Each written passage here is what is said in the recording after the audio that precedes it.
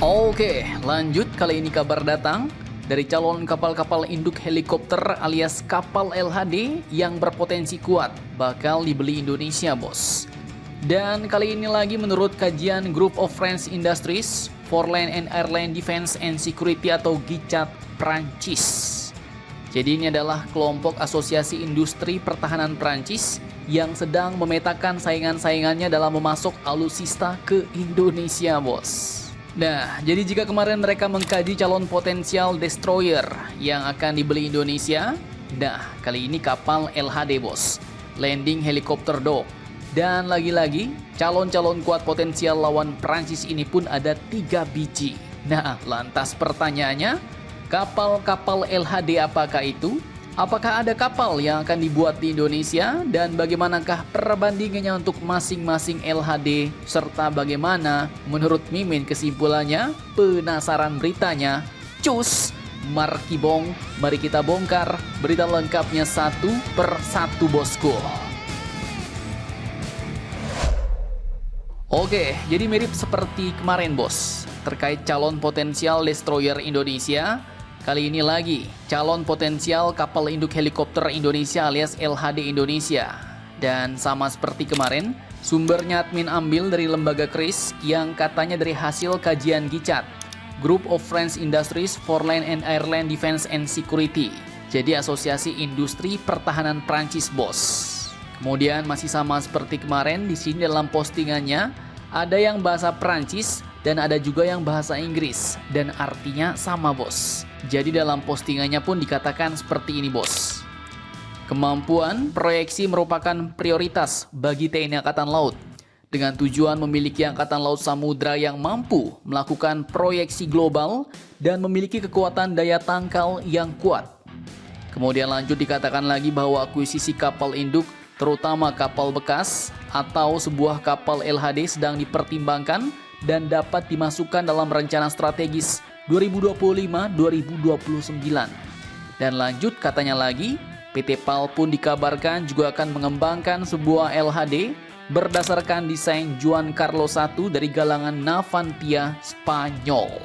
Nah, jadi intinya menurut kajian GICAT Prancis ini, Angkatan Laut kita, Indonesia di sini benar-benar sedang ingin memiliki kemampuan angkatan laut yang lebih kuat, seperti mampu melakukan proyeksi kekuatan global, bos.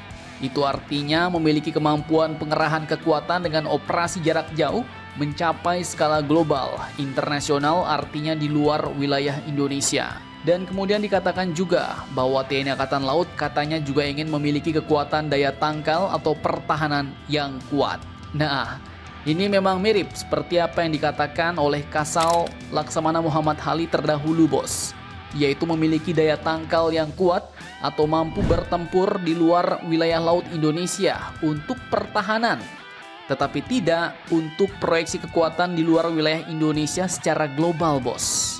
Dan di sini GICAT pun menyebut ada 3 kapal induk ataupun kapal LHD yang masuk radar Indonesia. Calon potensial yang sedang dipertimbangkan Indonesia untuk diakuisisi. Kapal-kapal apakah itu?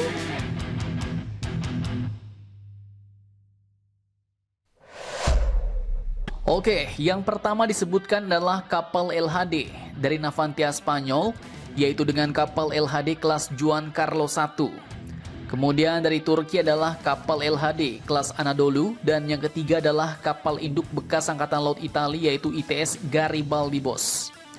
Dan yang terakhir sebenarnya ada juga nih, namun karena ini kapal Prancis sendiri yang membuat kajian ini sehingga mungkin tak disebutkan, yaitu adalah kapal LHD Mistral. Nah, dari semua kapal ini hanya satu yang beda, bos, yaitu kapal induk ITS Garibaldi. Ini murni kapal induk, gak punya well deck atau geladak sumur bawah, sehingga kemampuannya untuk mengerahkan kekuatan amfibi sangat terbatas. Dan sepertinya satu-satunya yang bekas, bos. Yang lainnya rencananya mungkin ya baru semua. Nah, lantas bagaimanakah perbandingannya? Oke, jadi dari keempat kapal LHD tersebut, memang yang paling kecil adalah kapal induk ITS Garibaldi, bos, dengan panjang 180,2 meter. Sedangkan yang terbesar adalah TCG Anadolu dan Juan Carlos I, masing-masing itu adalah 232 meter dan 231,4 meter. sedangkan LHD Mistral itu 199 meter. Kemudian untuk bobotnya, Anadolu dan Juan Carlos mencapai 27.000 ton lebih, sedangkan ITS Garibaldi cuma 14.000 ton dan Mistral 21.000 ton. Nah, lanjut untuk kecepatannya kali ini sudah pasti ITS Garibaldi, bos. Karena ini benar-benar kapal induk, mampu melaju dengan kecepatan maksimum sampai 30 knot untuk memberi headwind pada pesawat-pesawat tempur yang digendongnya. Sedangkan yang lain adalah sekitar 21 knot saja, bahkan LHD Mistral cuma 18 knot, bos. Tapi untuk LHD Mistral Prancis, ini ada kelebihan lain, bos, yaitu punya rumah sakit super lengkap setara rumah sakit lapangan NATO. Nah, terus menurut admin nih, yang cocok untuk TNI Angkatan Laut kira-kira yang mana nih, Min?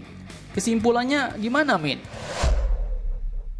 Oke, jadi di sini kalau misalnya TNI Angkatan Laut mau ngambil cuma untuk belajar, cari pengalaman, mengoperasikan kapal induk, terus juga belajar untuk bagaimana mengoperasikan naval air operation skala besar, ya itu ambil ITS Garibaldi, lumayan lah, bos.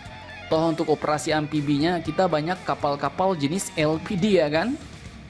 Tapi kalau misalnya TNI Angkatan Laut atau Indonesia mau bagus benar, ya ambil Juan Carlos 1.